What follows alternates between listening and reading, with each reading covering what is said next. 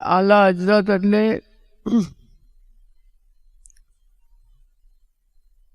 ઇલ્મનો સમંદર.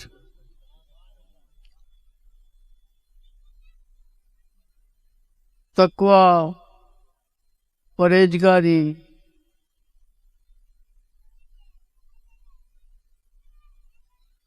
અને કેટલા ઇલ્મોનો કેટલી તરહના ઇલ્મો જાણતા હતા કે જે આપણે સાંભળીને પણ હેરાન થઈ જાય, દંગ થઈ જાય.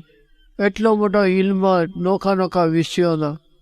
કુરાન, હદીસ તો તફસીર નહીં તો છે બહુ મોટું ઇલ્મ, દીનનો ઇલ્મ. પણ એને એના ઇલ્મ ઉપર, એની ઇબાદત ઉપર, એના દરેક જે ફજાઇલ એને જે અલ્લાહે આપ્યા હતા એની ઉપર એને તકબ્બુર, ફકર ન કર્યો. અલ્લાહની બારગાહમાં અને હુજૂરની બારગાહમાં એને માગ્યું. કોને એને વસીલો બનાવ્યા, વકીલ કોને બનાવ્યા, કોને વસીલો બનાવ્યા? हुजूर बारगाह अर्ज करे थे कि तेरी सरकार में लाया हूँ, रजा उसको शफी, सफात करवा वाला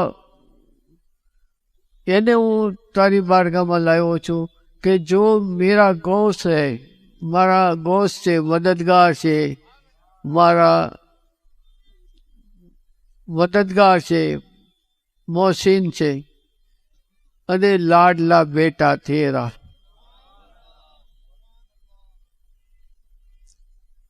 આ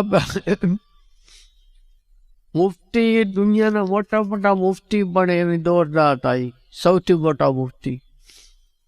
પણ આપણને એના આ શેર આપણને સબક શીખવાડે છે કે હુજૂરની પાસે માંગવું. એક તો માંગવાનો સબક શીખવાડે છે કે હુજૂરની પાસે માંગો તમે. કેમ કે ઈ જ આલા હજરત પાછા કહે છે, मैं तो मालिक ही कहूँगा कि हूँ मालिक के हबीब.